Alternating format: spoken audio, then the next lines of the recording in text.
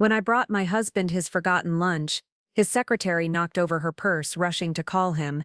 His wedding ring tumbled out across the floor. I pretended not to see it, smiled, and left quietly. At their office Christmas party 2 weeks later, I walked in late with my divorce lawyer as my plus one. What happened next made every partner in that law firm wish they'd never hired either of them. My name is Harmony Solis, and for 8 years. Before we jump back in, tell us where you're tuning in from, and if this story touches you, make sure you're subscribed, because tomorrow I've saved something extra special for you.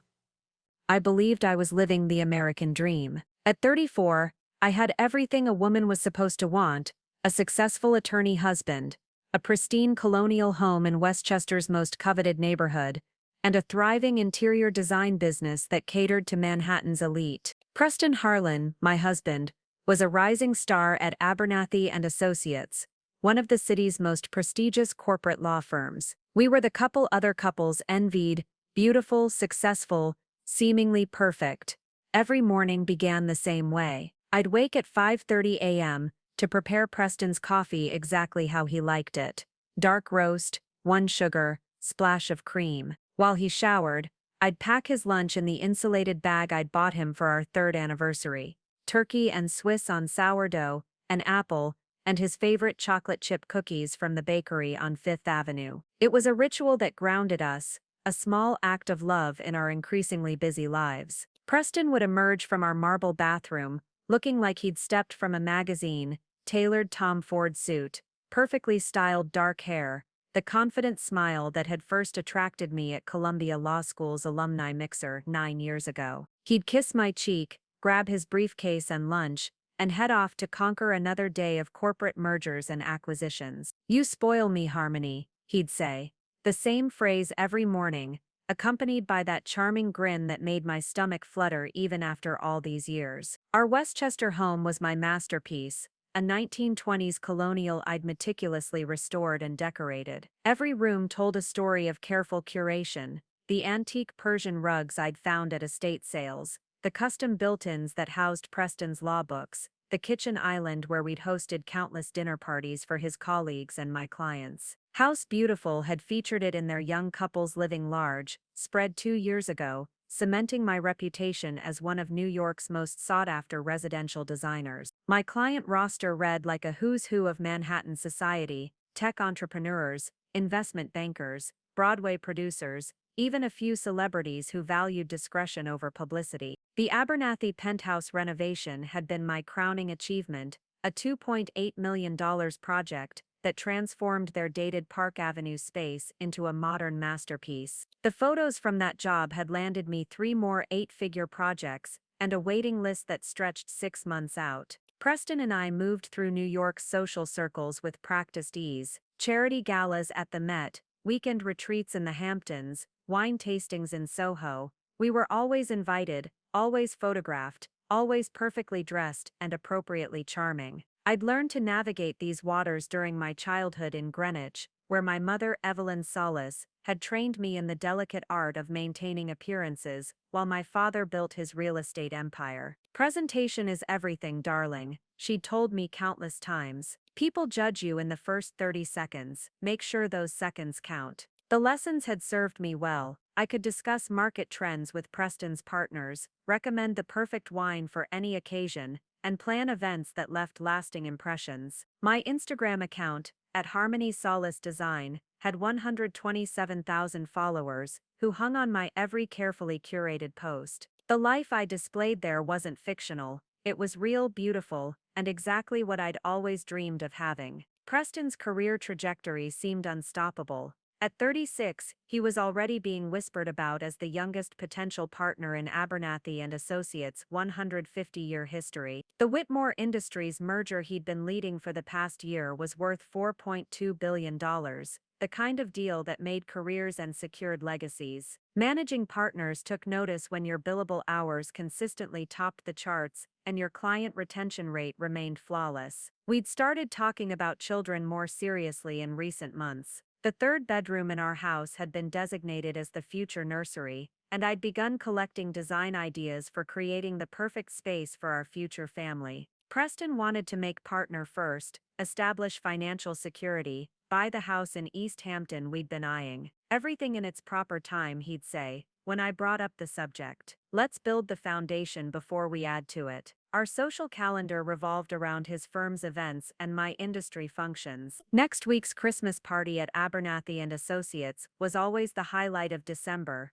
a lavish affair at the Rainbow Room, where the city's legal elite gathered to celebrate another successful year. I'd already selected my dress, a midnight blue Vera Wang that highlighted my auburn hair and brought out my green eyes. Preston had requested I wear the diamond necklace he'd given me for our 5th anniversary, the one that caught the light perfectly in photographs. My business was thriving beyond my wildest expectations. The Meridian Tower project, 40 luxury condos requiring complete design packages, would gross my firm nearly $3 million over the next 18 months. I'd hired 2 additional designers and a project manager just to handle the overflow. Success felt intoxicating, validation for all the years of 16-hour days, and perfectionist attention to detail that had built my reputation. Everything in our life felt intentional, curated, perfect. Our dinner parties featured carefully selected guest lists that mixed Preston's legal contacts with my design world connections. Our vacation photos from Tuscany and Santorini garnered hundreds of likes and comments from friends who lived vicariously through our adventure. Even our arguments were conducted with the politeness of 2 people who understood the importance of maintaining dignity under pressure. Looking back, I realize how much energy we both invested in the performance of our perfect marriage. Every public appearance was choreographed,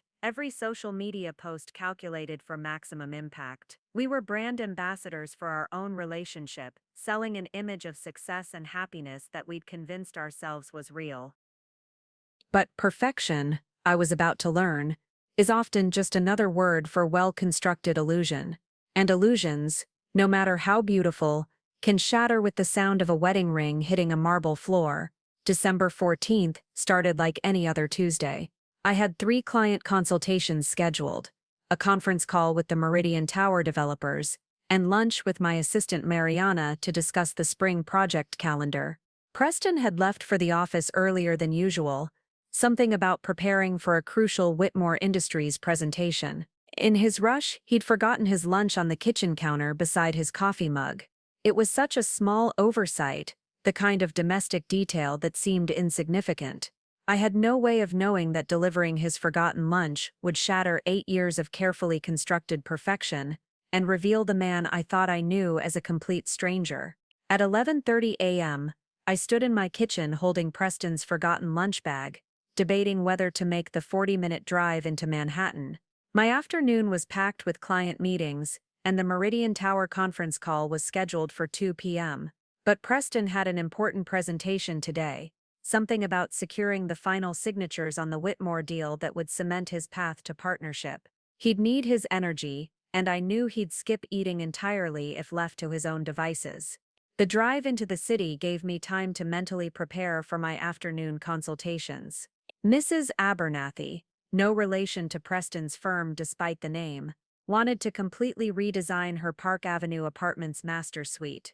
The project could easily run $800,000, and she'd specifically requested me after seeing my work in Architectural Digest. These were the clients who made my reputation, women who understood that exceptional design was an investment in lifestyle, not just decoration. Abernathy Associates occupied floors 37 through 42 of a gleaming midtown tower, their reception area a monument to old money elegance and new money success. The walls displayed black and white photographs of the firm's founding partners alongside newer color portraits of current managing partners. Preston's photo would join them soon, once the partnership vote was finalized. At 36, he'd be the youngest face on that wall in the firm's history. Mrs. Harlan, the receptionist, a polished young woman whose name I'd embarrassingly forgotten despite meeting her dozens of times, smiled brightly. "How lovely to see you. Are you here for the lunch meeting?"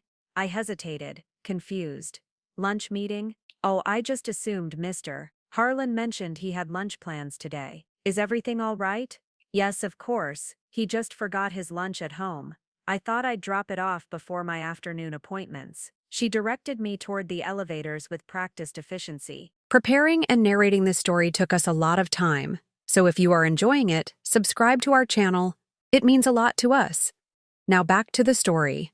Preston's office was on the 40th floor, corner suite with views of Central Park that clients found appropriately impressive. The elevator hummed quietly as it climbed, giving me a moment to appreciate the familiar scent of expensive leather and subtle cologne that seemed to permeate everything in this building. The 40th floor buzzed with the controlled energy of successful attorneys pursuing billable hours. Associates hunched over laptops, phones pressed to ears, voices discussing merger terms and acquisition details. The partners' offices lined the exterior walls, their glass doors offering glimpses of mahogany furniture and wall-mounted diplomas. Preston's corner office sat at the end of the hall, its door slightly ajar. As I approached, I could hear his voice through the opening, that confident tone he used when explaining complex legal concepts to clients. He was discussing timeline adjustments for document review, something about expediting the due diligence process. I paused, not wanting to interrupt what sounded like an important call.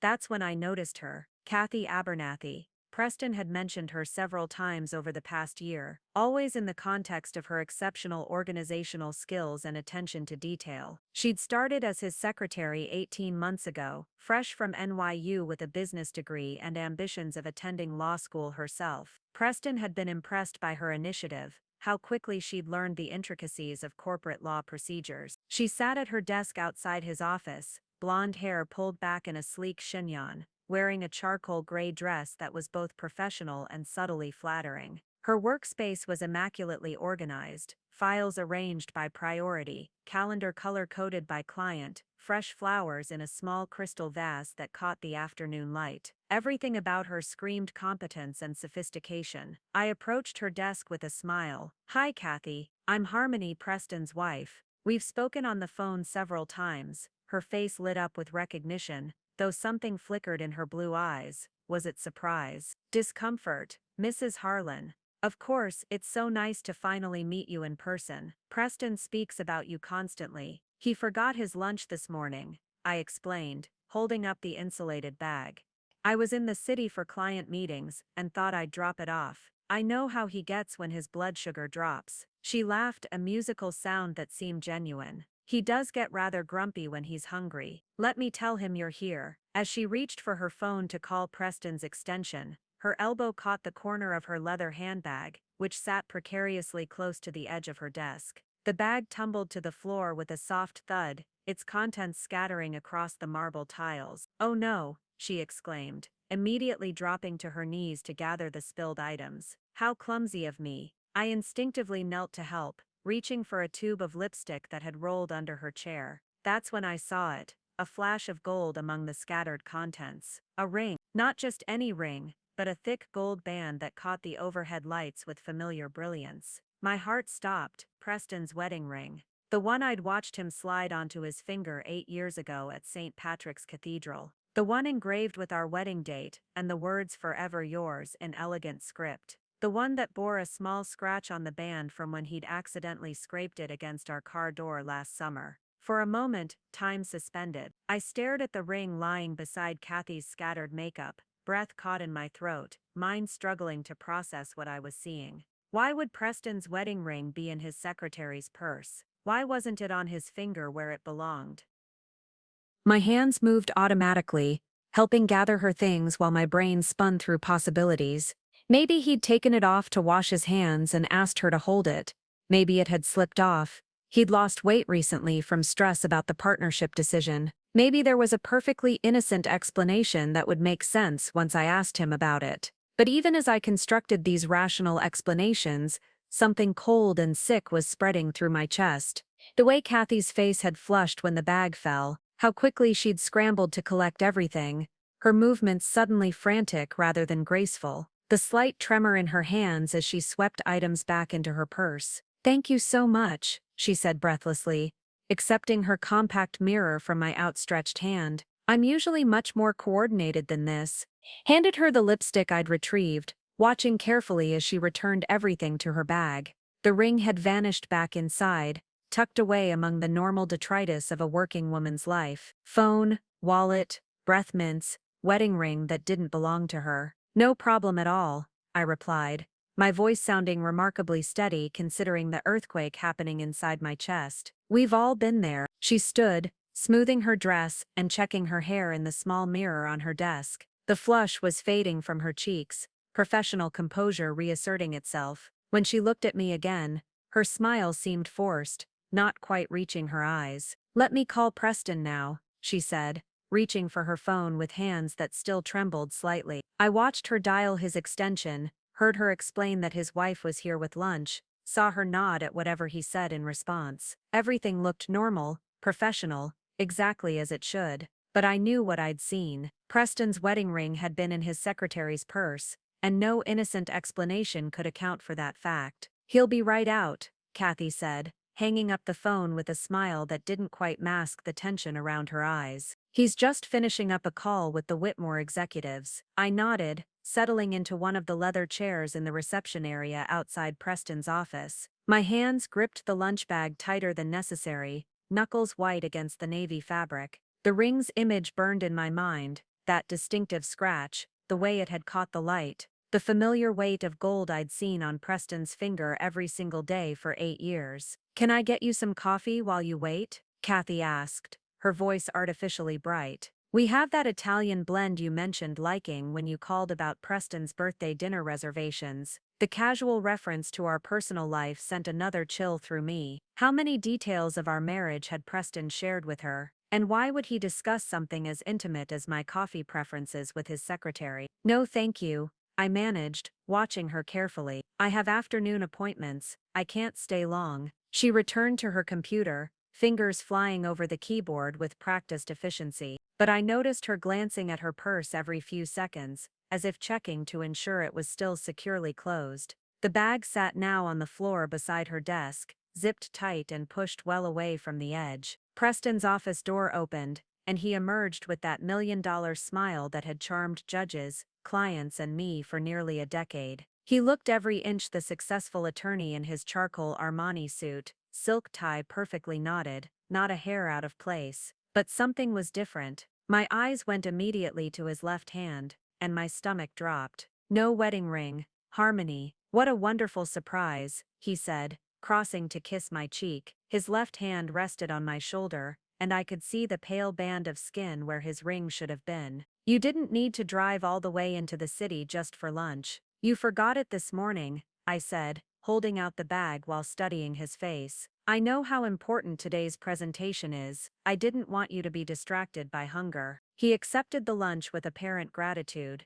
but I caught something, a quick glance toward Kathy's desk, so brief I almost missed it. She was studiously focused on her computer screen, but the slight tightening around her eyes suggested she was listening to every word. You're an angel, Preston said, the endearment falling from his lips with practiced ease. The Whitmore meeting is in 2 hours, and I've been so focused on preparation I completely forgot about eating. Where's your ring? I asked quietly, the question emerging before I could stop myself. For just a moment, perhaps a tenth of a second, his expression faltered. Then the smile returned, accompanied by a casual laugh that sounded completely natural. Had to take it off earlier when I was reviewing documents with coffee, he explained, rubbing his finger absently. Must have left it in the washroom. You know how paranoid I get about staining important papers. The explanation sounded reasonable, delivered with Preston's usual confidence. But I'd lived with this man for 8 years, studied his face across 1,000 dinner tables, learned to read the subtle tells that indicated stress or uncertainty, the slight tension at the corners of his eyes, the way his left hand unconsciously moved to touch his wedding finger, the almost imperceptible pause before he'd answered my question.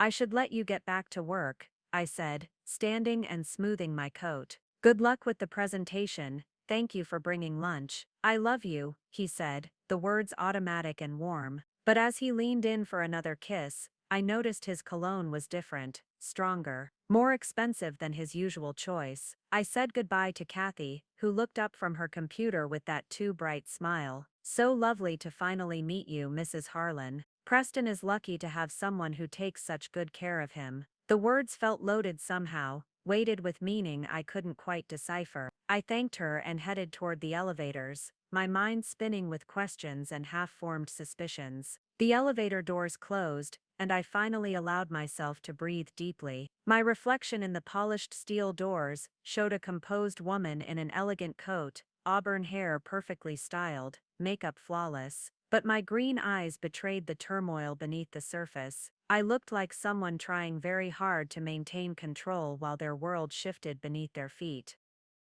The ride down 40 floors gave me time to think. Preston's wedding ring in his secretary's purse. His casual explanation about washing his hands. The way Kathy had moved so quickly to gather her scattered belongings. Her obvious discomfort when I'd helped retrieve her things. Maybe I was being paranoid. Maybe Preston had simply asked her to hold his ring while he washed his hands, and she'd forgotten to return it. Maybe the tension I'd sensed was just professional stress about the Whitmore deal. Maybe I was reading sinister meaning into perfectly innocent interactions. But as I walked through the lobby toward the parking garage, other memories began surfacing. Preston working late more frequently over the past 6 months. Weekend calls from the office that seemed to last longer than necessary. The way he'd started password protecting his phone, claiming it was a new security requirement from the firm. His sudden interest in going to the gym, the new cologne, the subtle changes in his appearance that I'd attributed to career ambition.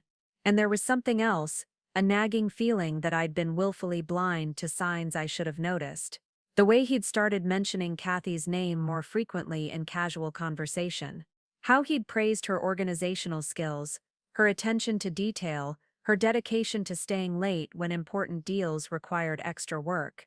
I'd been pleased that he had such competent support, never considering that his appreciation might extend beyond professional admiration. My phone buzzed as I reached my car. A text from Preston. "Thank you again for lunch, you're amazing. See you tonight for dinner at Romano's, 7:30 reservation. Love you. Romano's." Our anniversary restaurant, where he'd proposed 3 years into our relationship. We hadn't been there in months, but he'd chosen it for tonight. Was this guilt? An attempt to assuage his conscience after I'd nearly discovered something I wasn't supposed to see. I sat in my car in the parking garage, staring at the text message, trying to reconcile the loving husband who remembered our special places with the man whose wedding ring I'd just found in another woman's purse. The fluorescent lights cast harsh shadows across my dashboard, making everything look cold and unfamiliar. For 8 years, I'd prided myself on knowing Preston completely. I knew he took his coffee black in the morning, but with cream in the afternoon. I knew he read legal briefs in bed when he couldn't sleep. I knew he called his mother every Sunday and sent flowers to his assistant on Administrative Professionals Day. But sitting in that garage, surrounded by the concrete and steel of Manhattan's underground, I realized how much I might not know about the man I'd married. And for the first time in our relationship, I was afraid to find out. I sat in my car for 20 minutes after receiving Preston's text, staring at the concrete walls of the parking garage while my mind raced through months of memories I'd never questioned before. The underground fluorescent lights buzzed overhead, casting everything in stark, unflattering clarity that seemed to mirror my sudden ability to see patterns I'd been blind to. Romano's reservation. Our special place.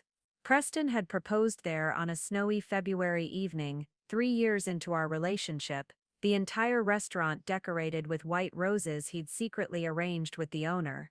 The same restaurant where we'd celebrated every major milestone, his first major case victory, my first Architectural Digest feature, both our birthdays for the past 5 years. But we hadn't been there since our anniversary 6 months ago. Preston had claimed he was too busy with the Whitmore deal for romantic dinners, that we should wait until after he made partner to celebrate properly. So why Romano's tonight? Why the sudden gesture after months of canceled dinner plans and hurried takeout meals eaten while he worked on his laptop? My phone buzzed with a text from Mariana, my assistant. The 2 p.m. Meridian call has been moved to 2:30, Mrs. Chen's appointment confirmed for 4 p.m. Hope the lunch delivery went smoothly. Lunch delivery. Such an innocent phrase for what had just shattered my understanding of my marriage. I typed back a quick confirmation, my fingers trembling slightly as I tried to maintain the appearance of normalcy while my world tilted on its axis. I pulled out of the parking garage and into Manhattan traffic, but instead of heading directly to my office, I found myself driving aimlessly through Midtown, my subconscious working through memories while my conscious mind struggled to process what I'd witnessed. 6 months ago. That's when things had started changing, wasn't it? Preston had begun working later, claiming the Whitmore acquisition required unprecedented attention to detail. He'd hired Kathy around that same time, praising her qualifications and work ethic. "She's exactly what I need to handle this level of complexity," he'd said. "Smart, organized, completely dedicated." Dedicated. The word took on new meaning now. I remembered the first time he'd mentioned her name at dinner. "Kathy caught an error in the Johnson contract that could have cost us millions," he'd said. Clearly impressed, "She has an eye for detail that rivals most associates." I'd been pleased that he had such competent support, never considering that his admiration might be anything more than professional. Then there were the weekend calls. Preston had always been available to clients, but the frequency had increased dramatically over the past few months. Saturday morning calls that stretched into the afternoon. Sunday evening conferences that lasted until bedtime. "Kathy's coordinating with the London office," he'd explain, "or she's managing the document review schedule." Always Kathy. Always requiring his immediate attention. I thought about his new gym membership, started 4 months ago. "I need to be in better shape for partnership," he'd said. "First impressions matter in client meetings." The weight loss had been gradual but noticeable. His suits fit better, his confidence seemed higher, and I'd been proud of his dedication to self-improvement. The cologne change had happened around the same time. A shift from the woody traditional scent I'd bought him for Christmas to something more modern, more seductive. "Tom Ford," he'd said, when I complimented it. Kathy mentioned it was professional but not stuffy. Even his fragrance choices were being influenced by his secretary's opinions. And then there were the small changes I'd attributed to career stress. The way he'd started password protecting his phone, claiming new security protocols from the firm. How he'd begun closing his laptop when I entered his home office, explaining that client confidentiality required extra caution. The increase in business trips that seemed to coincide with Kathy's schedule. She'd mentioned needing to coordinate travel arrangements during our brief phone conversations. My phone rang, interrupting my spiraling thoughts. My mother's name appeared on the screen, and I almost let it go to voicemail before deciding I needed the distraction of normal conversation. "Darling," Evelyn Solis's cultured voice filled the car through the Bluetooth system. "I just wanted to confirm that you and Preston are still joining us for the Waldorf Charity Gala next weekend. The seating chart is being finalized today." "Yes, Mother. We'll be there," I said automatically, though the idea of maintaining social pretenses suddenly felt exhausting. "Wonderful. Your father is particularly excited about introducing Preston to the Whitmore board members who'll be attending. This acquisition of his could open so many doors, the Whitmore deal." Everything seemed to circle back to that massive transaction that was supposed to secure Preston's partnership and our financial future. But what if it was securing something else entirely? What if the long hours and weekend work sessions weren't just about legal documents and due diligence? "Harmony? Are you there? Sorry, Mother. Traffic is terrible today."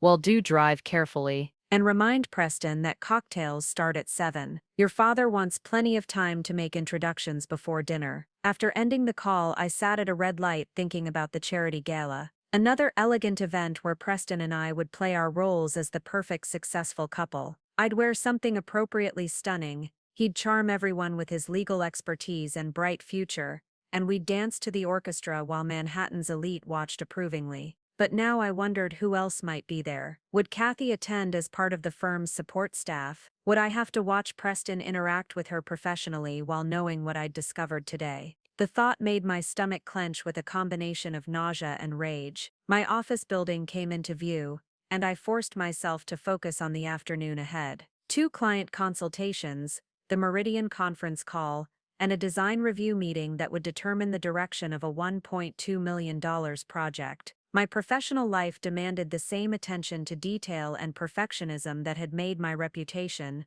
regardless of what was happening in my personal life. But as I pulled into my reserved parking space, I made a decision that surprised me with its clarity. I wasn't going to confront Preston tonight at Romano's. I wasn't going to demand explanations or accusations based on one shocking moment in his secretary's office. Instead, I was going to investigate. Carefully, methodically, with the same precision I applied to my design projects. If Preston was having an affair with Kathy, and the evidence was pointing in that direction, I needed to know the full scope of his deception before I acted. How long had it been going on? How serious was their relationship? What other lies had he told me? And most importantly, what did I want to do with whatever information I uncovered? I gathered my purse and portfolio, checking my appearance in the rearview mirror. The woman looking back at me appeared completely composed, auburn hair sleek, makeup perfect, green eyes clear and determined. She looked like someone in complete control of her life and circumstances.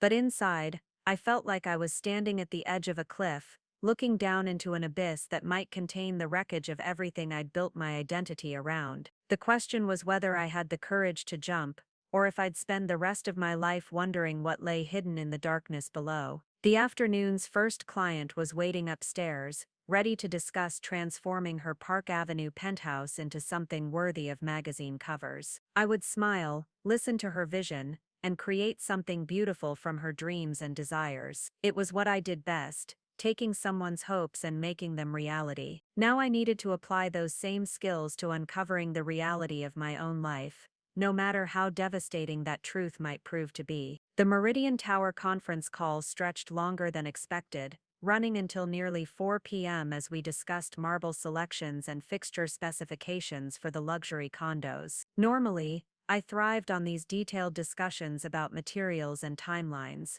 but today I found myself going through the motions while my mind churned with plans that had nothing to do with interior design. Mrs. Chen arrived precisely at 4 o'clock for her consultation, a punctual woman in her 60s, who'd made her fortune in tech investments, and now wanted to transform her Upper East Side brownstone into what she called understated elegance with Asian influences. I walked her through portfolio images and fabric samples, discussing color palettes and spatial flow, all while part of my brain worked on a completely different kind of project. I want something that feels both timeless and contemporary, Mrs. Chen explained, running her fingers over a silk fabric sample, something that honors tradition while embracing the future. Her words resonated more deeply than she could have known. I was facing the same challenge in my personal life, how to honor the 8 years Preston and I had built together while facing the possibility that our future was built on lies. After Mrs. Chen left with preliminary sketches and a promise to review my full proposal by Monday,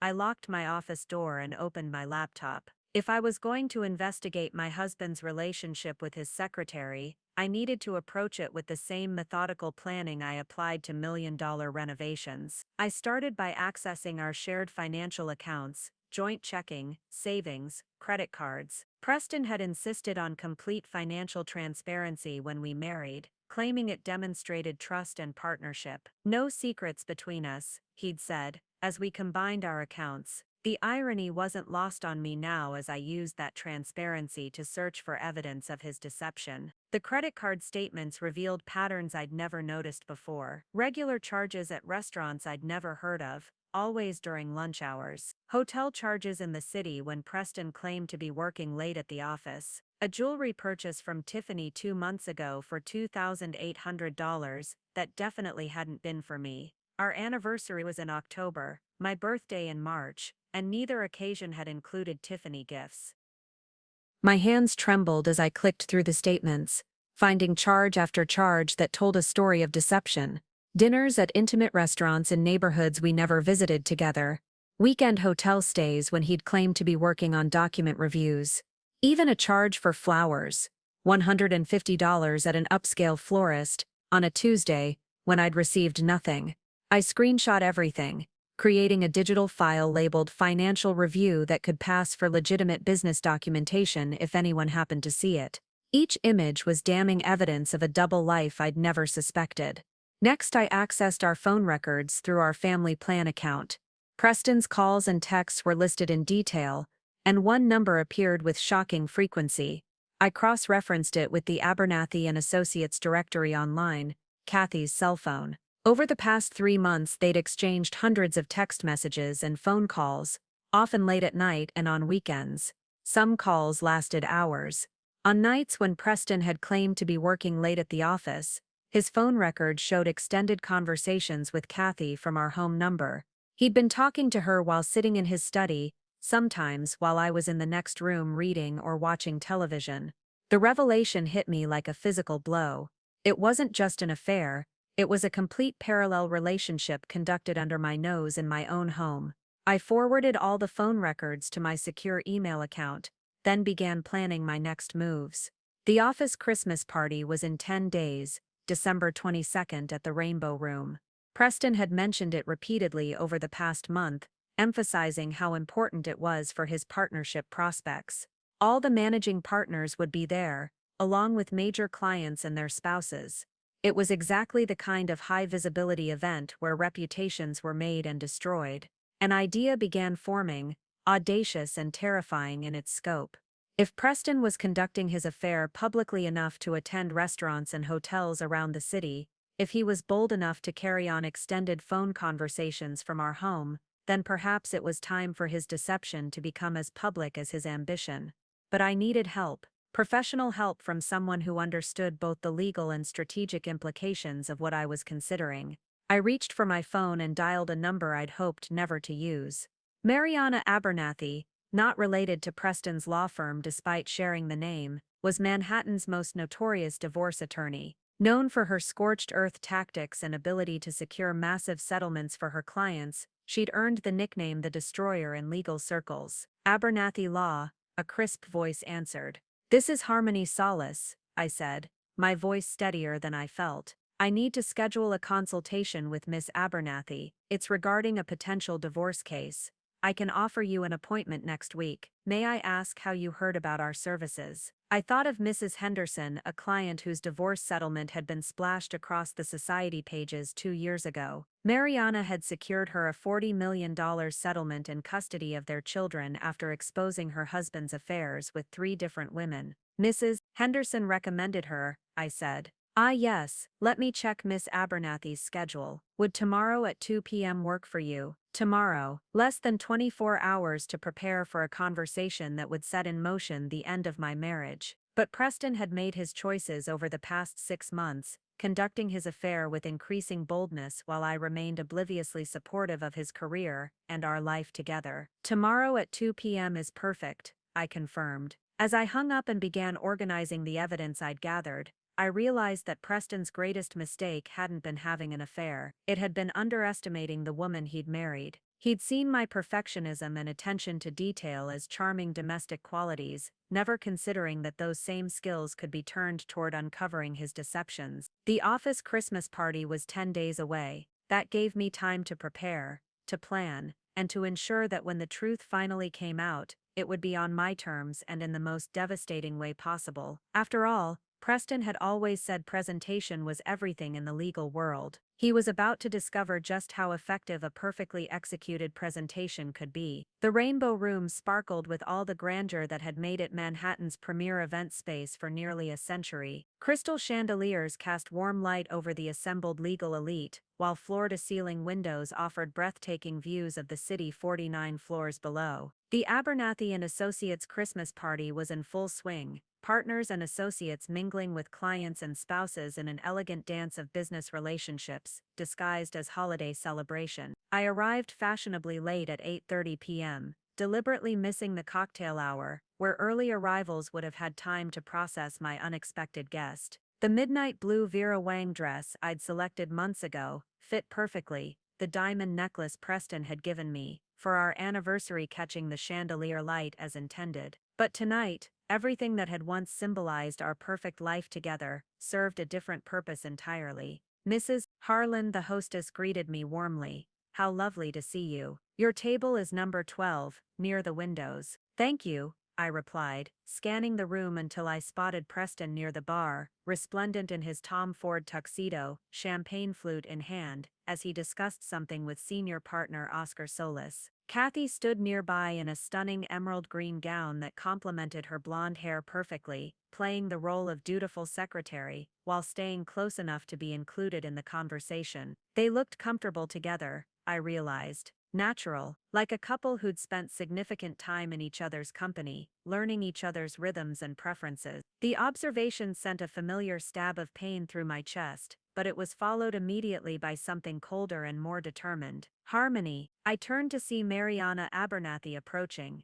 elegant in a black cocktail dress that managed to look both professional and devastating. At 45, she commanded attention in any room, her silver hair styled in a severe bob that framed sharp cheekbones and intelligent gray eyes. In the 10 days since our first consultation, she'd become my closest ally and strategic advisor. "You look absolutely radiant," she said, air kissing my cheek in the practiced manner of Manhattan society. "Are you ready for this?" "As ready as I'll ever be," I replied, accepting a champagne flute from a passing waiter. "Has everything been arranged?"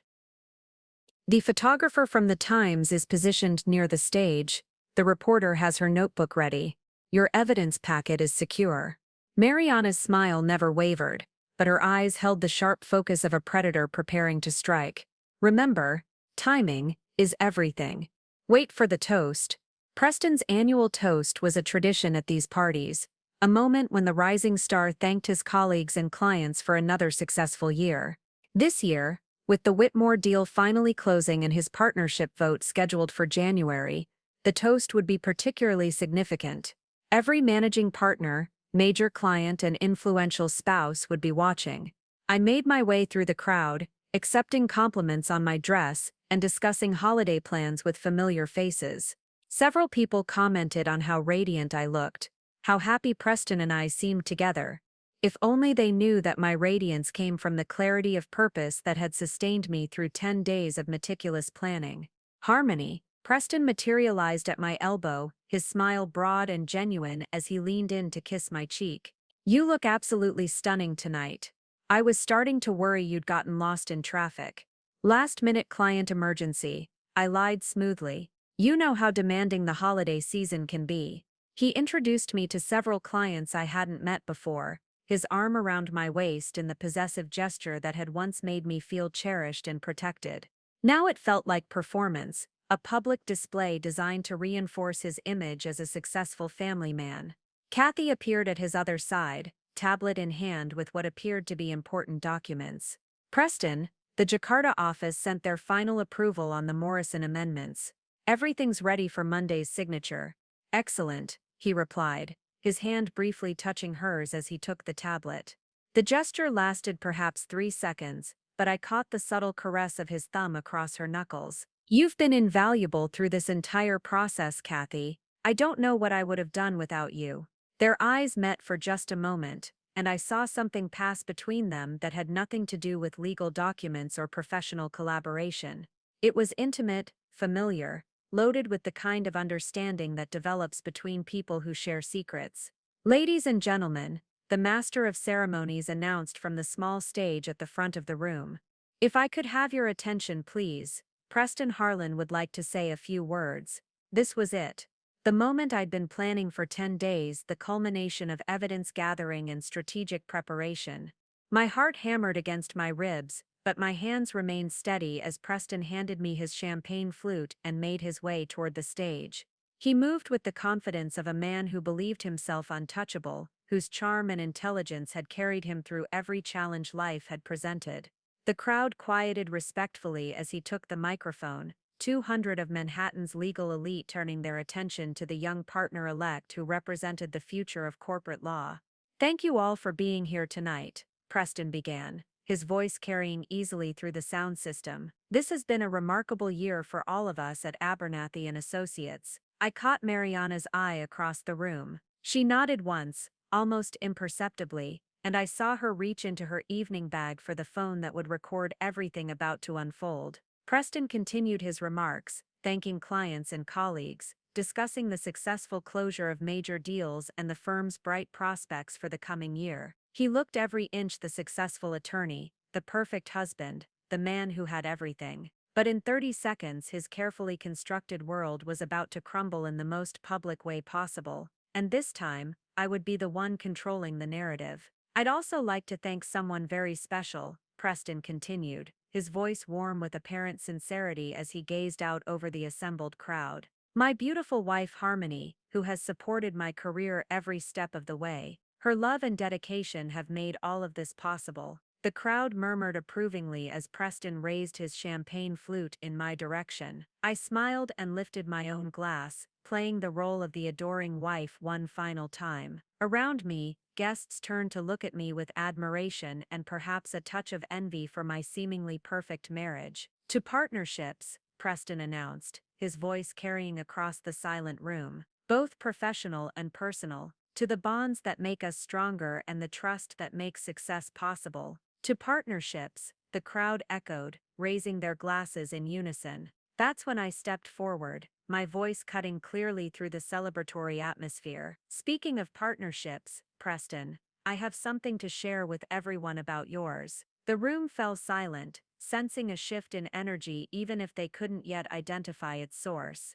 Preston's smile faltered slightly as he looked down at me from the stage, confusion flickering in his eyes. Harmony, darling, this is hardly the time. Actually, it's the perfect time, I interrupted, moving toward the front of the room where everyone could see me clearly. When better to discuss trust and partnerships than when all your colleagues and clients are gathered together. Mariana materialized beside me, pulling a thick manila envelope from her evening bag. Ladies and gentlemen, my name is Mariana Abernathy, of Abernathy Law. Mrs. Harlan has asked me to present some documents that shed light on the true nature of Mr. Harlan's partnerships. A ripple of confusion moved through the crowd. Several managing partners exchanged glances, clearly recognizing Mariana's reputation and understanding that her presence here was no coincidence. Preston Harlan has been conducting an extramarital affair with his secretary, Miss Kathy Abernathy, I announced, my voice carrying to every corner of the room. I have photographic evidence, financial records, and documented proof of their relationship spanning the past 8 months.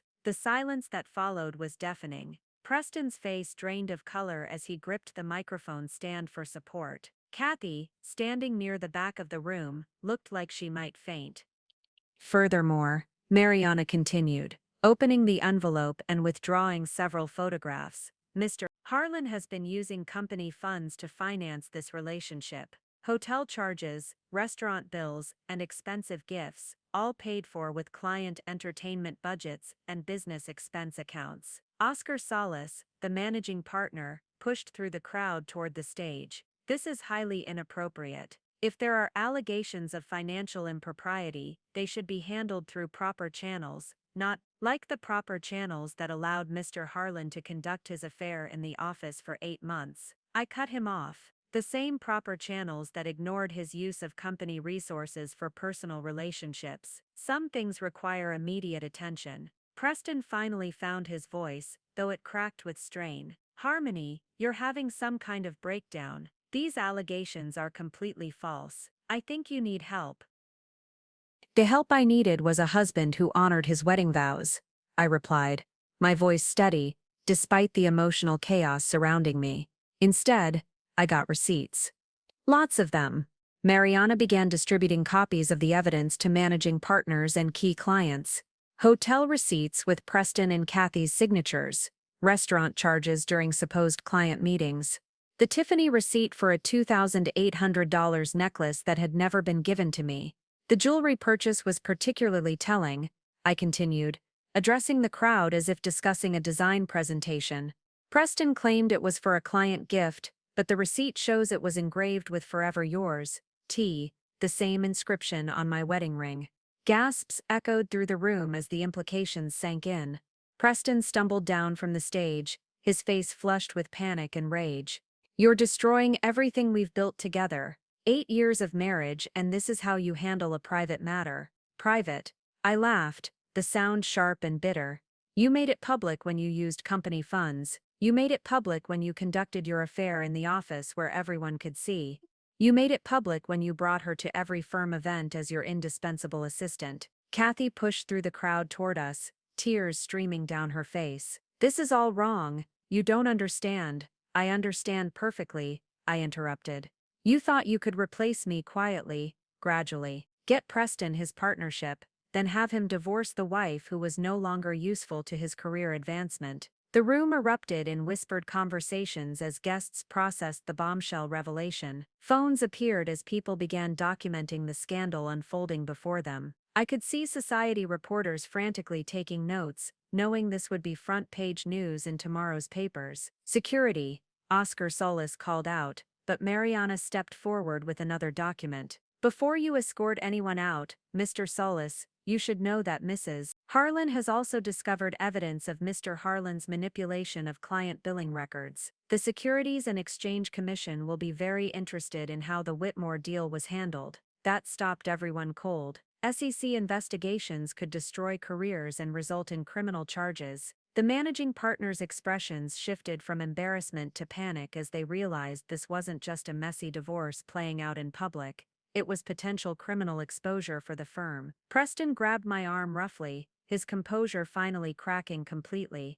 You vindictive bitch, you've just destroyed my career, my reputation, everything I've worked for. No, Preston, I replied, removing his hand from my arm with calm precision. You did that when you chose to betray our marriage and steal from your clients. I just made sure everyone found out at the same time. The crowd parted as hotel security arrived, summoned by the management who were clearly eager to end the spectacle. But the damage was done. Preston Harlan's carefully constructed image lay in ruins on the Rainbow Room floor, shattered as completely as champagne crystal. And for the first time in 8 years, I felt truly free. The hotel security guards approached cautiously, clearly uncertain about how to handle a domestic dispute involving Manhattan's legal elite. The Rainbow Room's management hovered nearby, desperate to contain the chaos threatening their venue's pristine reputation. Ma'am, sir, we're going to need you to take this discussion elsewhere, the head of security said diplomatically, his eyes darting between Preston's furious face and the crowd of influential witnesses. Of course, I replied smoothly,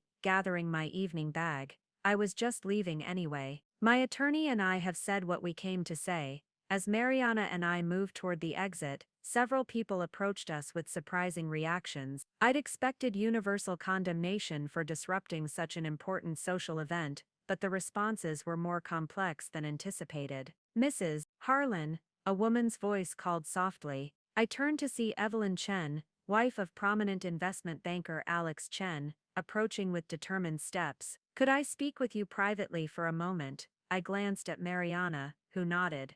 We have a few minutes. Evelyn led us to a quiet corner near the windows, away from the crowd still buzzing with shock and speculation. She was an elegant woman in her 50s, someone I'd seen at numerous society events but never really spoken with beyond polite pleasantries. What you just did took incredible courage, she said quietly, and I wanted you to know you're not alone in this experience. My eyebrows rose in surprise. I'm sorry. 3 years ago, I discovered my husband was having an affair with his assistant. The age-old cliché, she said with bitter humor. But when I confronted him privately, he convinced me it was a momentary lapse in judgment. I stayed quiet, kept the family together, maintained appearances. Evelyn's hands trembled slightly as she continued. 6 months later, I found out there had been others, many others. My silence had only emboldened him to continue. I wish I'd had your strength to expose it publicly from the beginning. Are you still married?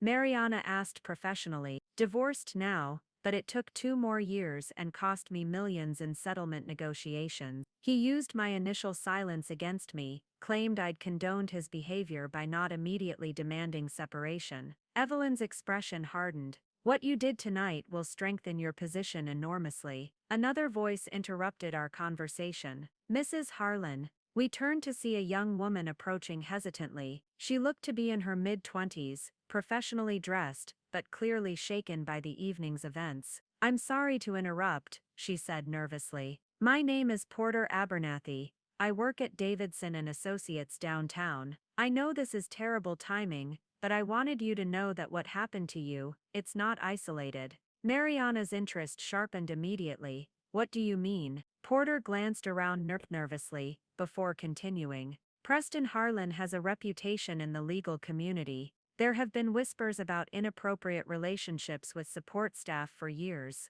but no one ever came forward publicly because Because he's charming, successful, and well-connected, I finished. And the women involved were young employees who couldn't afford to make enemies. Exactly. Porter pulled out her business card. If you decide to pursue this further, criminally or professionally, there are others who might be willing to support your case. Women who left positions abruptly, who signed non-disclosure agreements, who were pressured into silence. I accepted her card, understanding dawning. You're saying Preston has done this before.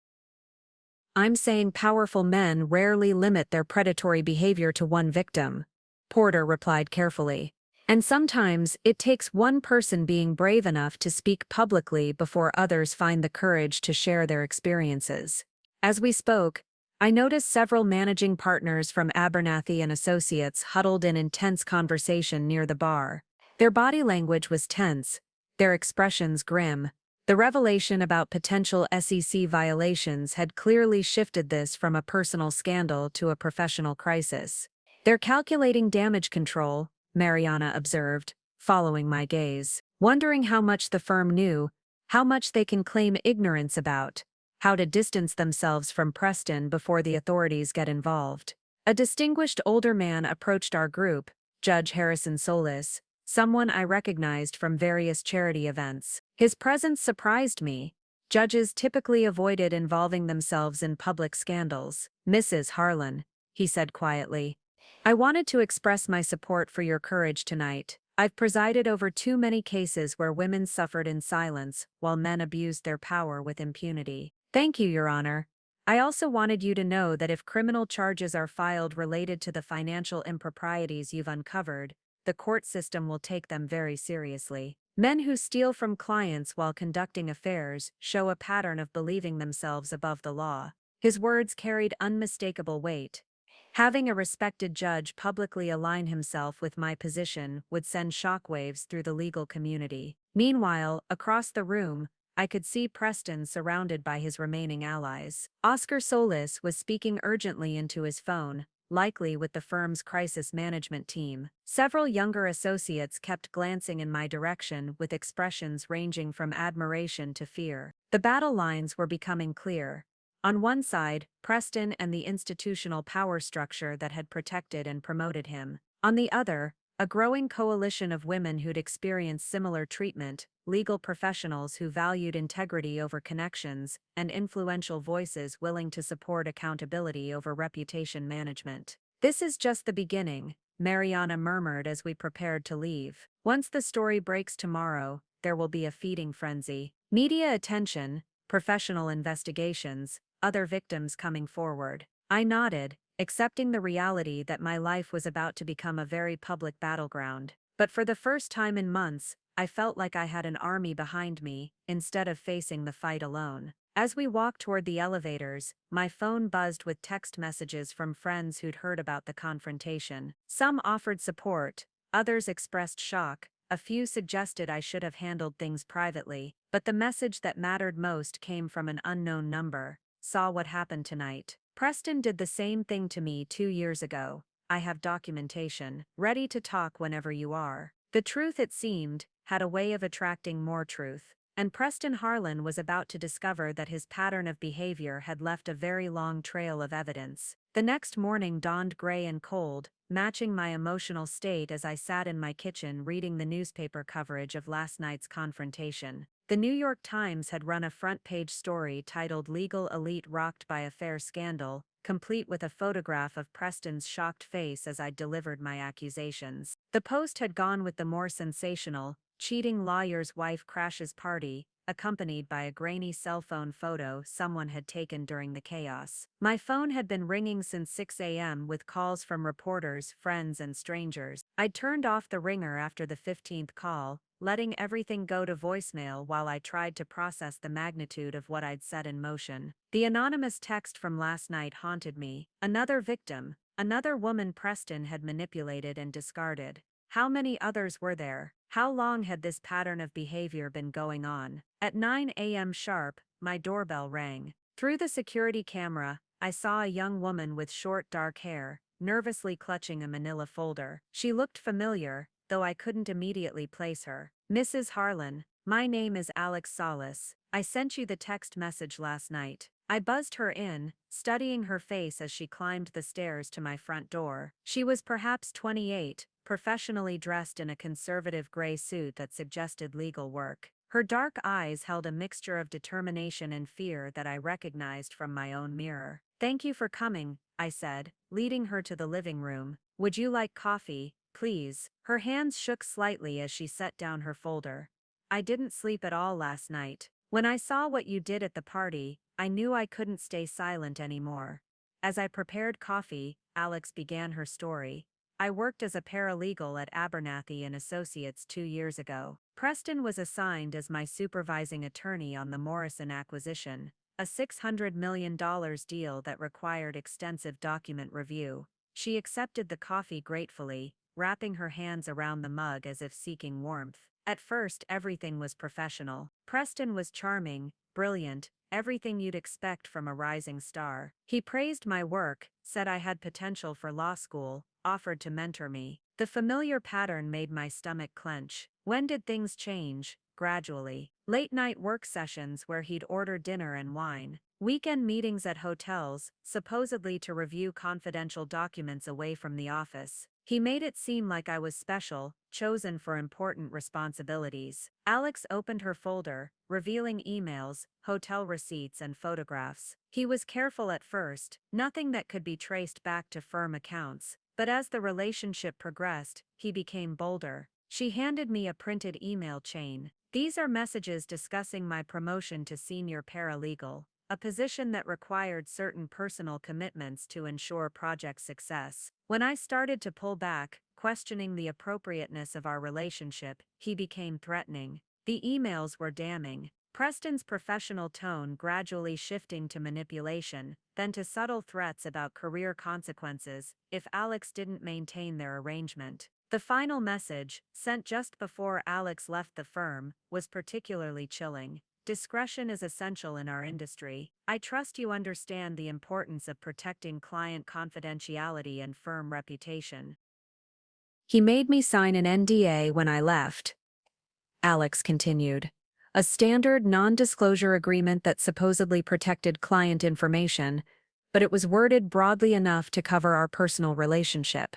I got a generous severance package and excellent references, provided I never discussed my client work with anyone." "What made you decide to come forward now?" I asked. "Your courage last night. Watching you stand up publicly to someone who seemed untouchable." Alex's voice strengthened with resolve. "And because I found out I wasn't the only one." She pulled out another document. A list of names with dates and brief notes. "I did some research after leaving Abernathy Associates. Other women who'd worked with Preston, who'd left abruptly with generous settlements and glowing references. I reached out to a few of them." My heart sank as I scanned the list.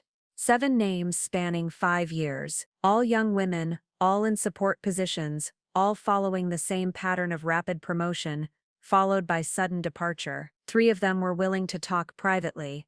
Alex said. "Kathy isn't Preston's first secretary relationship. She's his latest. There was Jessica before her. And Monica before that. Each one lasted about a year before he moved on to someone new." The scope of Preston's deception was breathtaking. This wasn't just an affair, it was a systematic pattern of exploiting young women under his professional authority. "There's more," Alex said quietly. "The financial irregularities you mentioned last night aren't limited to personal expenses. Preston has been manipulating client billing records for years, inflating hours and charging personal expenses to client accounts. I have documentation of at least $200,000 in fraudulent billing over 2 years." She handed me a USB drive. Bank records, email correspondence, billing statements, everything I copied before I left the firm. "I thought about going to the authorities at the time, but he had too much power, and you were just starting your career." I finished. "I understand completely." My phone rang, interrupting our conversation. Mariana's name appeared on the screen. "Harmony, we need to meet immediately," she said, without preamble. "The SEC called this morning. They're opening a formal investigation into Abernathy Associates, based on your allegations last night. They want to interview you this afternoon." I looked at Alex, who had gone pale at the mention of the SEC. "I'm not alone in this. There are other victims ready to come forward. Even better, bring whoever you have to my office at 2 p.m. We're going to need all the evidence we can gather." After hanging up, I turned to Alex.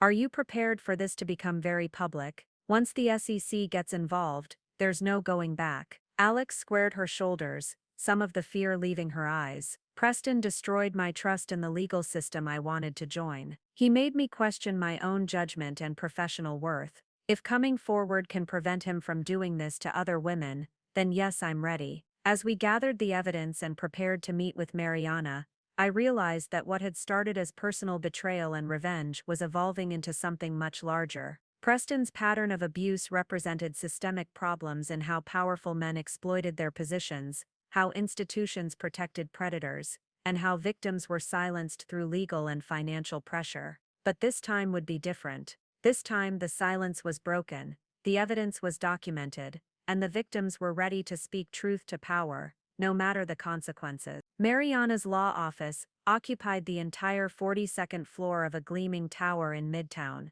its floor-to-ceiling windows offering commanding views of Manhattan's legal district. The conference room where we gathered felt like a war room, with documents spread across the mahogany table and whiteboards covered in timeline charts and financial calculations. Alex sat beside me, still clutching her folder of evidence like a lifeline. Across from us, Mariana reviewed the USB drive contents on her laptop, her expression growing more grim with each document she examined. "This is extensive," she said finally, looking up from the screen. "Preston Harlan has been operating a systematic scheme of financial fraud, sexual harassment, and intimidation for at least 5 years. The evidence you've both provided creates a compelling case for both criminal prosecution and civil action." She turned her laptop toward us, displaying a spreadsheet Alex had created. "The billing fraud alone amounts to over $300,000 across multiple client accounts, but it's the pattern of behavior toward female employees that makes this particularly damaging." "How damaging?"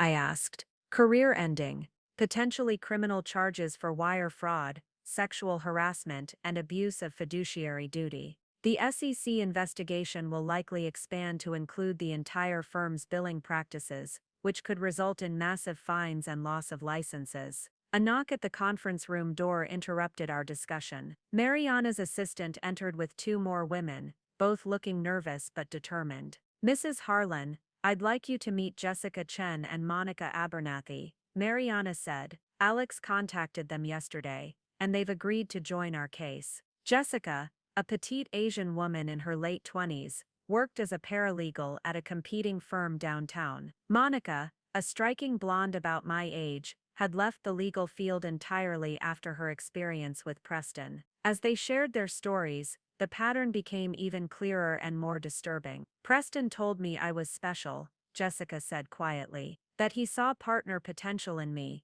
that he wanted to personally mentor my career development. The relationship started during the Anderson merger. Long hours, private meetings, expensive dinners he claimed were business development." Monica's story was nearly identical, but with a darker twist. "When I tried to end things, he threatened to destroy my career. He had connections at every major firm in the city," he said. "One phone call from him could make sure I never worked in corporate law again."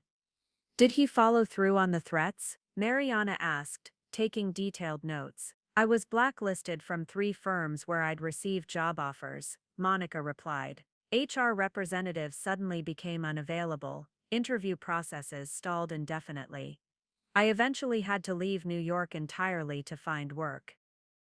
I felt sick listening to their experiences, realizing how calculated Preston's manipulation had been. He hadn't just betrayed our marriage, he'd systematically abused his position to exploit young women seeking to advance their careers.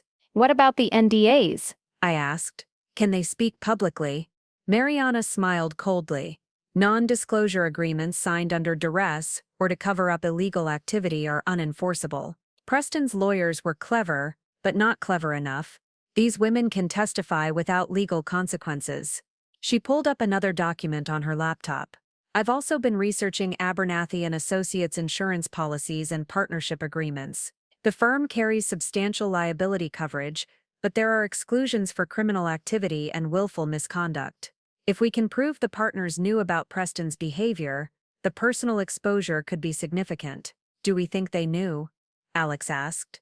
Oscar Solis has been managing partner for 12 years, I said. He would have approved Preston's rapid advancement, his corner office, his increased autonomy with client accounts. The pattern was there if anyone cared to look.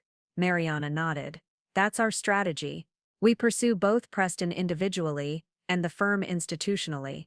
Criminal referrals to the SEC and local prosecutors for the financial crimes, civil suits for the harassment and discrimination, and media pressure to ensure accountability. She distributed thick folders to each of us.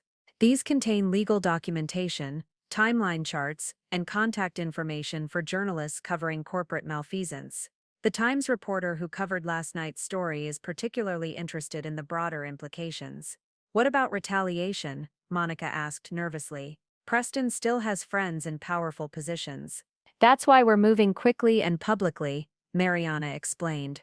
The more attention this receives, the harder it becomes for anyone to pressure or intimidate witnesses. We're also filing protective orders to prevent contact between Preston and any of you.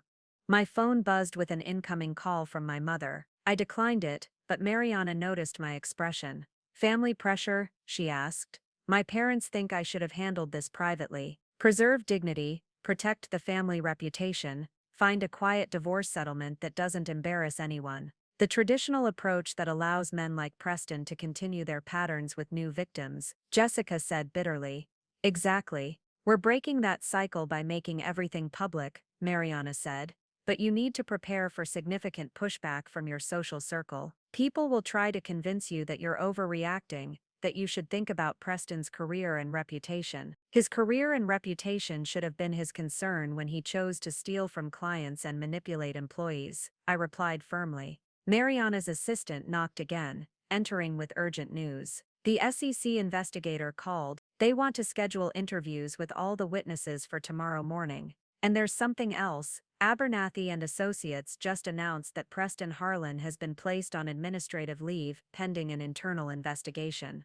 A cheer went up around the table. The firm was already distancing itself from Preston, recognizing the liability he represented. His career was effectively over, regardless of what criminal charges might follow. This is happening faster than I expected, Mariana said, clearly pleased. Preston's allies are abandoning him, which means he'll be increasingly desperate. We need to be prepared for him to lash out. As if summoned by her words, my phone rang again. This time Preston's name appeared on the screen. I looked at Mariana, who nodded and activated a recording app. Hello, Preston, I answered, putting the call on speaker. Harmony. His voice was strained, barely controlled. We need to talk. This has gone too far. You're destroying innocent people along with me. The only innocent people in this situation are the women you manipulated and the clients you stole from, I replied calmly. I never stole anything. Those were legitimate business expenses.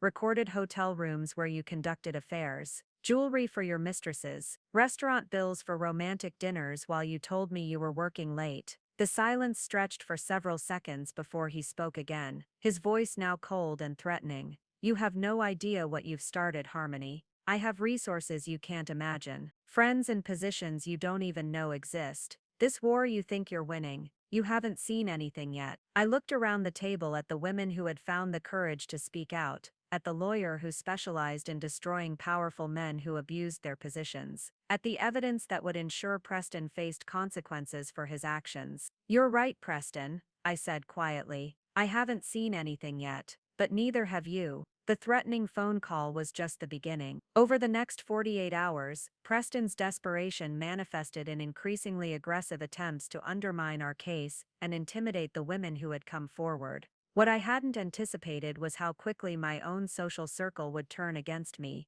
pressured by connections to Preston's powerful allies. The first blow came from my own family. My mother arrived at my house unannounced Thursday morning, her face tight with the controlled fury I remembered from childhood disappointments. Julia Elizabeth, she said, using my full name in the tone that had once made me shrink with shame. Do you have any idea what you've done to this family's reputation? I led her to the living room, noting how she examined the space with critical eyes, as if looking for signs of the emotional breakdown she clearly expected to find. I exposed a criminal mother. I protected other women from being victimized. I stood up for myself after years of betrayal. You threw a public tantrum that's made us all look ridiculous, she snapped. Your father has fielded calls from 3 board members asking about your mental stability. The Whitmore family has withdrawn their support for the hospital fundraiser because they don't want to be associated with this scandal. She pulled out her phone, showing me a gossip blog post titled, "Socialites' Revenge Gone Wrong."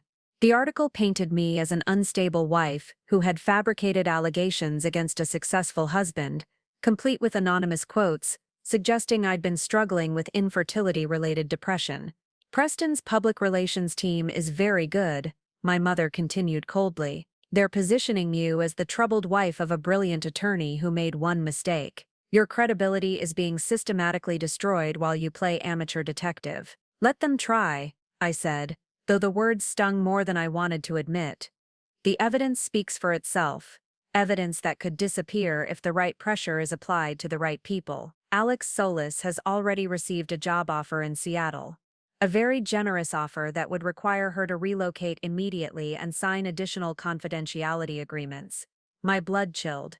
How do you know about Alex? Because Oscar Solis is your father's golf partner, and they've been discussing how to contain this situation before it destroys multiple careers. Alex's father works for a company that does significant business with ours. One phone call could change her family's financial situation dramatically. The revelation hit me like a physical blow. The network of connections and mutual dependencies that made Manhattan's elite function was being weaponized against the women brave enough to speak out. Preston wasn't fighting this battle alone. He had the entire power structure supporting him. My phone rang, interrupting the tense conversation. Mariana's name appeared on the screen. I need to take this, I told my mother, stepping into the kitchen for privacy. We have problems, Mariana said without preamble. Jessica Chen just called. Her firm received an anonymous tip about alleged ethical violations in her work, triggering an internal investigation. Monica's landlord in Boston suddenly discovered code violations in her building and is threatening eviction unless expensive repairs are made immediately. They're going after everyone, I said, feeling the walls closing in.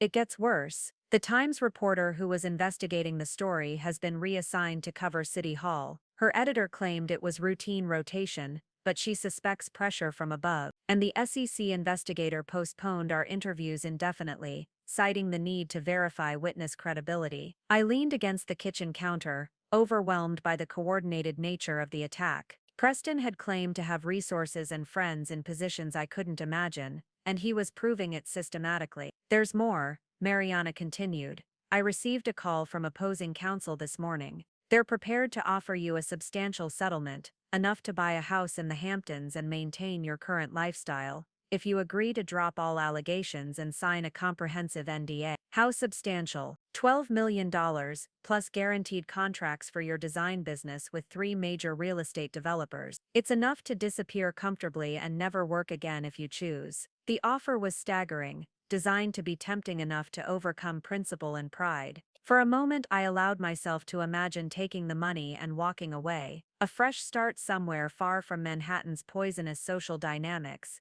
where I could rebuild my life without the constant pressure of public scrutiny. What would happen to the other women if I took it? I asked. Their cases would likely collapse without your testimony as the catalyst. Preston would face minimal consequences, probably a quiet resignation and relocation to another firm in a different city. The pattern would continue with new victims. Through the kitchen window, I could see photographers camped across the street, telephoto lenses trained on my house. My phone buzzed constantly with calls from reporters and lawyers. The peaceful life I'd built in this house felt like it belonged to someone else entirely. My mother appeared in the kitchen doorway, having obviously overheard parts of the conversation. $12 million, Harmony, more than enough to start over anywhere you want, and leave Preston free to do this to other women. That's not your responsibility. You've made your point. Take the money and move on with dignity and tact. But as I stood there, I thought about Alex's shaking hands as she'd described Preston's threats, about Jessica's career being sabotaged for speaking truth, about Monica having to flee New York entirely to escape retaliation, about all the women who might come after them if powerful men learned they could buy their way out of accountability with enough money and pressure. "No," I said, finally surprising myself with the firmness of my voice. "I'm not taking their money." My mother's expression hardened. "Then you're on your own. Your father and I cannot support a decision that damages our family's standing in this community. If you choose this path, you choose it without us." After she left, I called Mariana back. "I'm not taking the settlement." "I was hoping you'd say that," she replied. "Because I have a counter strategy. It's risky, and it requires you to be willing to go even more public than you already have. But if it works, we can turn Preston's pressure campaign against him." "What do you have in mind?" "A press conference. All the victims together, presenting a united front with full documentation. We make this so public that any attempt at retaliation becomes evidence of obstruction of justice." It was terrifying and liberating at the same time. No more hiding, no more careful legal maneuvering. Just truth, spoken publicly by women who refuse to be silenced by money or threats. "When?" I asked. "Tomorrow morning. Before they can apply more pressure or make the other women disappear." As I hung up and prepared for what felt like the final battle, I realized that Preston had made a crucial miscalculation. He'd assumed that enough pressure would make me fold, that my privileged background meant I valued reputation over principle. He was about to learn how wrong he was. The Javits Center press conference room was packed beyond capacity, with overflow crowds watching on closed-circuit television in adjacent spaces. Camera crews from every major network jostled for position, while reporters lined the walls with notepads and recording devices. The energy was electric, charged with the anticipation of a story that had already captivated the nation's attention. I sat at the head table between Mariana and Alex, with Jessica and Monica flanking us on either side. 2 additional women had joined us overnight, former Abernathy and Associates employees, who had found the courage to come forward after seeing our determination to proceed despite the mounting pressure. "Ladies and gentlemen," Mariana began, her voice carrying clearly through the sound system, "we are here today to address systematic sexual harassment, financial fraud, and institutional cover-up at one of Manhattan's most prestigious law firms." The room fell silent, except for the clicking of camera shutters. I could see reporters frantically typing on their phones, already filing preliminary stories about what promised to be a bombshell revelation. Preston Harlan's pattern of predatory behavior spans 5 years and involves at least 7 women we've identified so far. Mariana continued. "But this isn't just about one man's crimes. It's about a system that protects powerful predators while silencing their victims through financial pressure and legal intimidation." She gestured to our table. "Each of these women has risked her career, her reputation, and her personal safety to speak truth to power. In the past week, they've faced retaliation attempts including job threats, housing issues, and family pressure designed to force their silence." Alex leaned toward her microphone, her voice steady, despite the cameras focused on her face.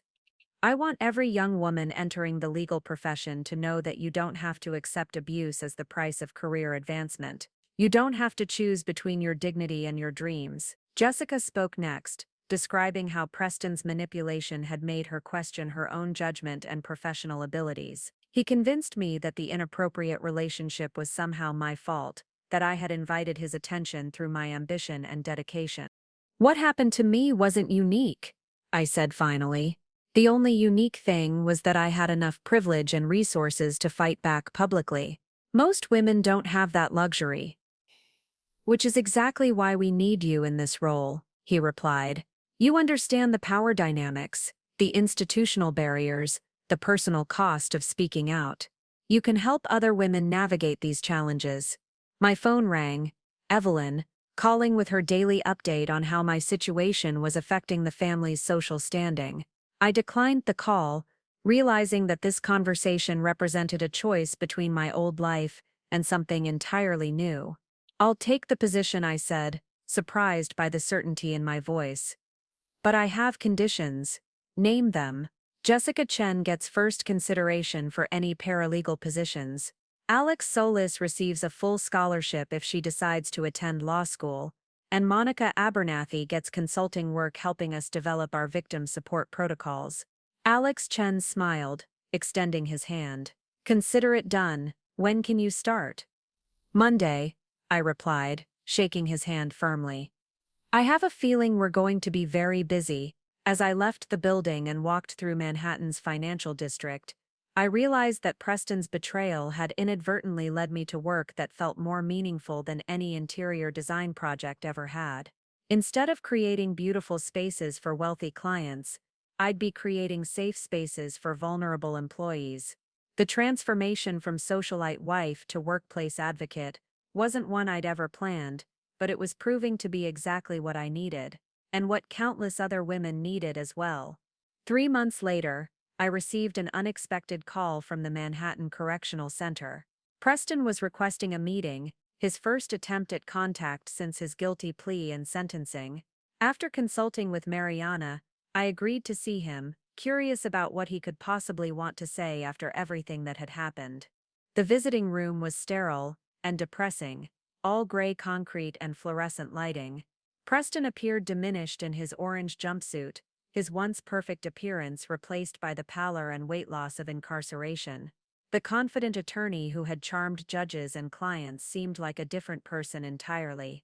"Thank you for coming," he said quietly, his hands folded on the metal table between us. "I wasn't sure you would. I almost didn't," I replied honestly.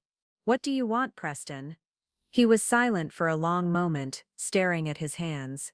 When he looked up, his eyes held something I'd never seen before. Genuine remorse mixed with the broken pride of a man who had lost everything. "I want to apologize, not the strategic apology my lawyers crafted for the sentencing hearing, but a real one. What I did to you, to those women, to our marriage, there's no excuse for any of it." I studied his face, searching for signs of manipulation or calculated performance. But the man sitting across from me seemed genuinely broken, stripped of the charm and confidence that had defined him for so long. "Why now?" I asked. "Why after months of legal battles and public humiliation?" "Because I've had time to think.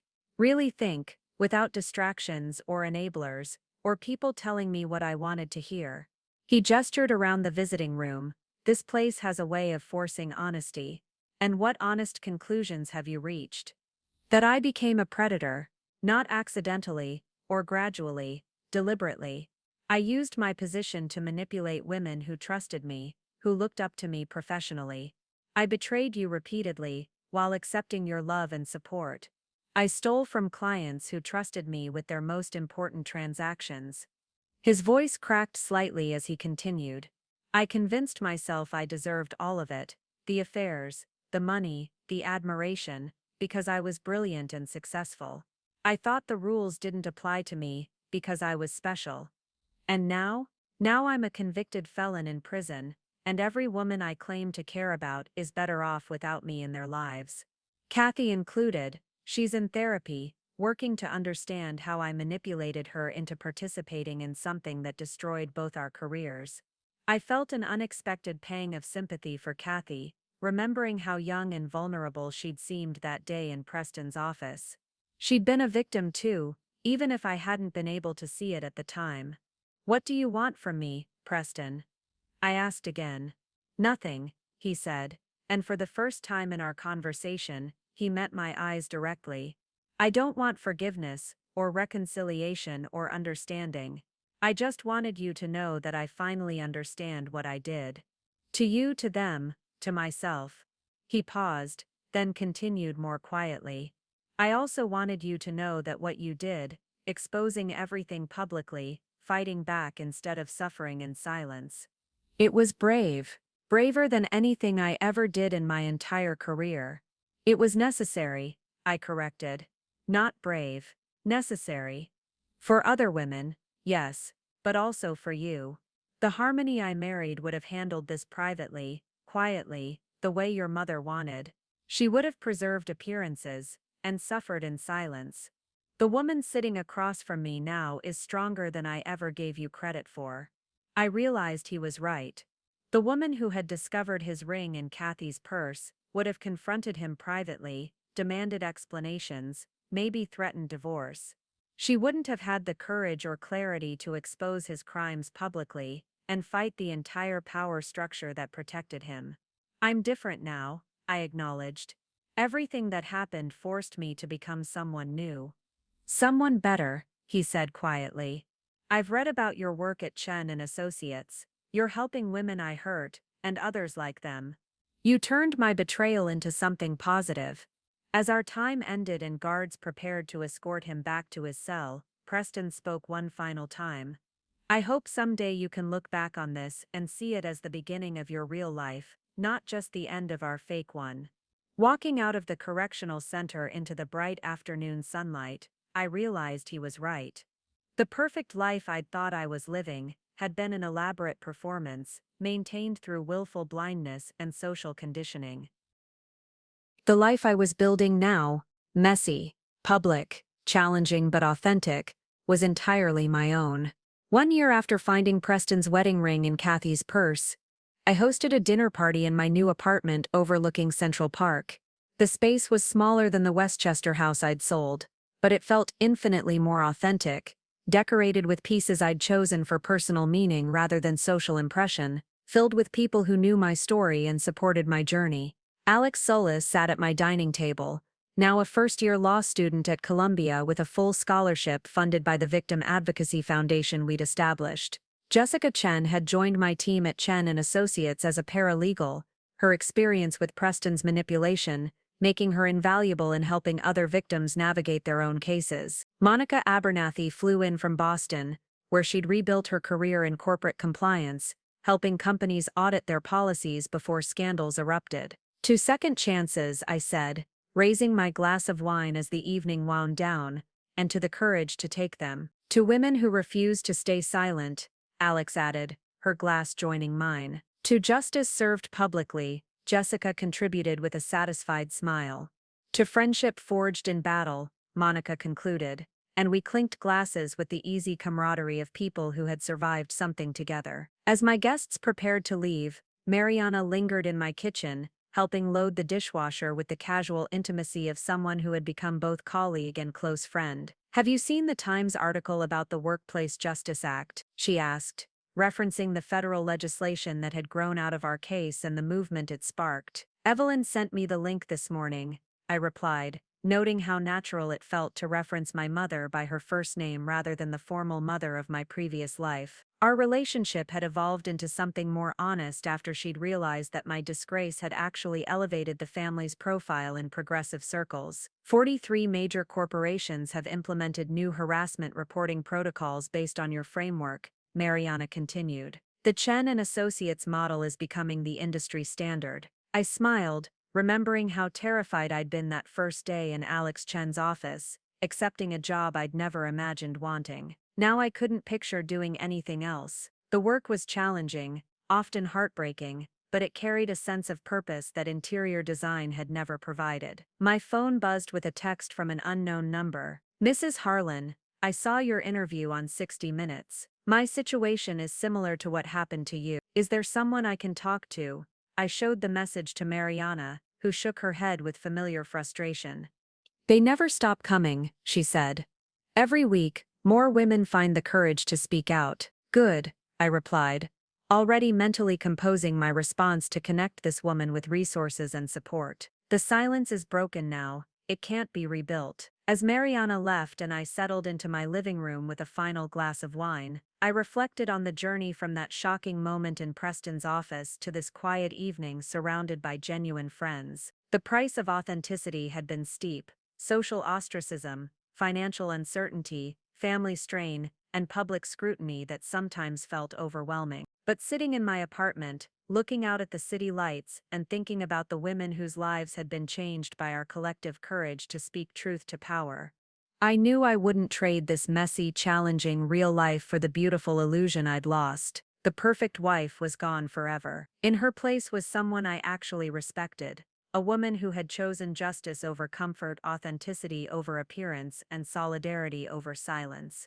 The transformation was complete, and for the first time in years, I was genuinely proud of who I had become. Preston had been right about one thing during our final conversation. This hadn't been the end of my life at all. It had been the beginning of the life I was always meant to live. Up next, you've got 2 more standout stories right on your screen. If this one hit the mark, you won't want to pass these up. Just click and check them out. And don't forget to subscribe and turn on the notification bell so you don't miss any upload from us.